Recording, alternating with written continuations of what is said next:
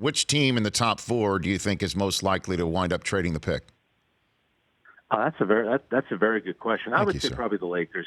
I think the Lakers have a chance to get Anthony Davis if David Griffin wants to do that. I know being in the same conference, he might not be that crazy, but they do have more established players than the other teams do. And, Kyle Kuzma, Lonzo Ball, now you have the fourth overall pick. I would say the Lakers at this point. The Knicks can still get a good pick with it. It's all going to depend on who goes second.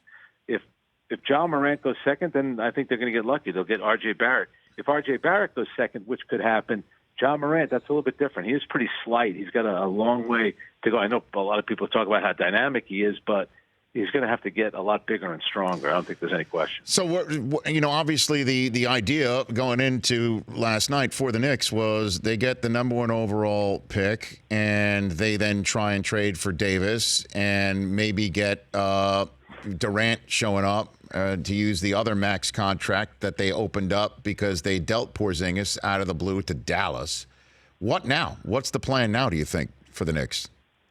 I still think it's Kevin Durant, but let me ask you this. Do you think if they had won the number one pick, do you think they're trading Zion Williamson? I just think all these teams in the league, this guy has been so hyped, so talked about, really one of the most talked about players we've seen in the last 20 years, probably 30 years, come into the league. Everyone saw his college games.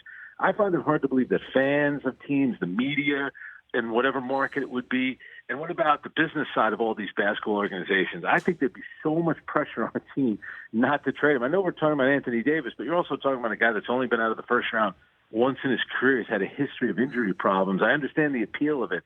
I just doubt that. I still don't believe that the Knicks would have done that. I think they would have held on to Zion Williamson and still tried to make a run at Kevin Durant and Kyrie Irving. I think that's still in play. But you are asking two players, though. Kevin Durant is on a great team, great roster, great teammates. You're asking him to come to a 17-65 team. And Kyrie Irving, and we know that nobody gets along up there in Boston, but that doesn't, neglect the fact that they have great talent on that team, and he'd be coming to a team that doesn't have similar talent. Now, Kyrie and Kevin Durant combined are going to make you a lot better. Is it enough in the Eastern Conference? Well, that will be. That remains to be seen. For more of the Rich Eisen Show, tune to Audience Channel 239 on DirecTV for free on BR Live, or download the Rich Eisen Show app.